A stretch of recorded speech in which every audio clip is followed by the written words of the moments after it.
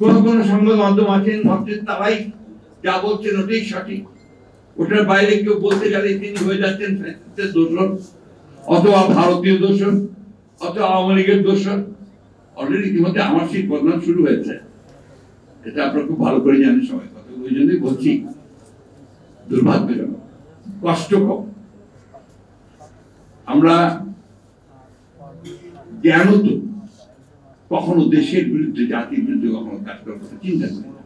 এখন এই দেশে কিছু মানুষ আছে যারা ওই চিন্তাটা করে। তো যখন সেটাকে আপনার ভিন্নভাবে এতটুকু আমি যা বললাম, ঠিক কথা কিছু আমি বললাম যে আমার কথা বলতে ভয় হয়, এই জন্যে যে আমার এতটুকু কথা একটু কাট করে রেখে দিয়ে কাটপিস দিয়ে আর বাকিটা ছেড়ে দিল, বাস আমি আপনার ভারতীয় দোষর হয়ে গেলাম। এই কথাটা বলা উচিত না আমার, কিন্তু বলতে বাধ্য।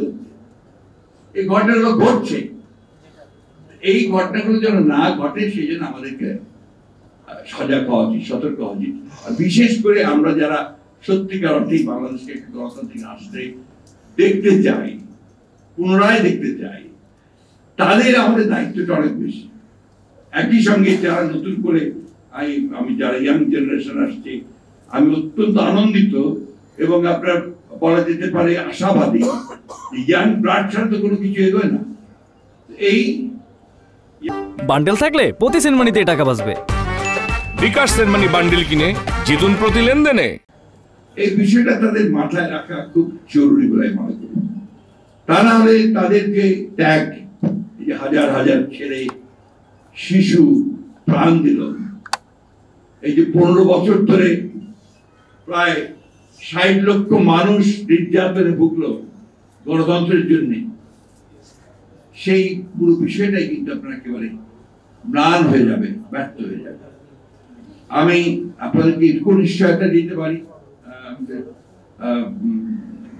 মতি ভাই তো আমাদের দুজন, একজন হচ্ছেন প্রথম আলো আর একজন মতি ভাইয়ের যে কথায় যে আমাদেরকেই আপনার বলতে হবে, আমরা নির্দ্বিধায় তো দৃঢ়চিত্তে স্পষ্ট করে বলতে পারি আমরা বরাবরই সংবাদপত্রের স্বাধীনতার পক্ষে ছিলাম, আছি এবং ভবিষ্যতে থাকবো।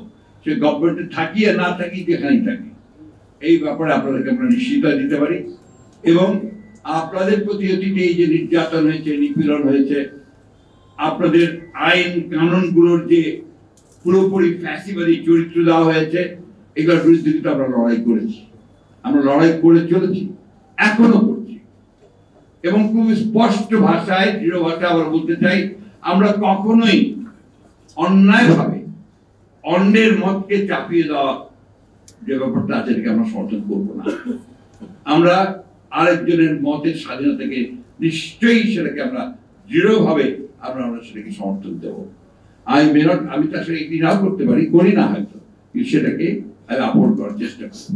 এটাই আমাদের চিন্তা, এটাই আমাদের ভাবনা। একটা বিষয় আমি আপনাদেরকে নিশ্চয়তা দিতে পারি যে আমরা সংবাদপত্রের স্বাধীনতা, এটা আমাদের অন্যতম, আমরা দেখেন 31 দফার মধ্যে এটা আমাদের আছে, 27 দফার মধ্যে ছিল, তারও আগে ছিল, 2016 ছিল সংস্কারের। আমাদের মধ্যে তো একটা প্রচারণা চলা হয় যে আমরা সংস্কারের বিরুদ্ধে, তাই বলা হয় যে সংস্কার, আমরা নির্বাচন চাই। অর্থাৎ সংস্কার বিষয়টাই শুরু হয়েছে আমাদের দ্বারা। আমরাই আপনার একদলের শাসন ব্যবস্থা থেকে বহুদলীয় শাসন ব্যবস্থায় গেছি, আমরাই আপনার পার্লামেন্টারি ফর্ম অফ গভর্নমেন্টে গেছি প্রেসিডেন্ট ফর্ম অফ গভর্নমেন্ট থেকে। আমরা আমাদের অনেক আপত্তি সত্ত্বেও আমরা কেয়ারটেকার গভর্নমেন্টকে আমরা সংবিধানে নিয়ে এসেছি। এগুলো বাস্তবতা। শুধু ওই বাস্তবতা থেকে অযথা আমাদেরকে আবার আপনার প্রশ্নবিদ্ধ করে অন্য পথে দেখানোর চেষ্টা করা, এটার পেছনে কিছু রাজনৈতিক উদ্দেশ্য থাকলেও থাকতে পারে। তবে আমরা আপনাকে নিশ্চিত করতে পারি যে আমরা সংবাদপত্রের স্বাধীনতায় বিশ্বাস করি, শুধু নয়, এটা আমাদের বিশ্বাস, আস্থা, এবং এটাকে আমরা যদি কখনো আমরা সুযোগ পাই সরকারিভাবে, সেখানেও আমরা এটাকে এস্টাবলিশ করবো, না পেলে বিরোধী থাকলে সেখানেও আমরা সেটাকে এস্টাবলিশ করার জন্য লড়াই সংগ্রাম আমাদের চালিয়ে যাবো।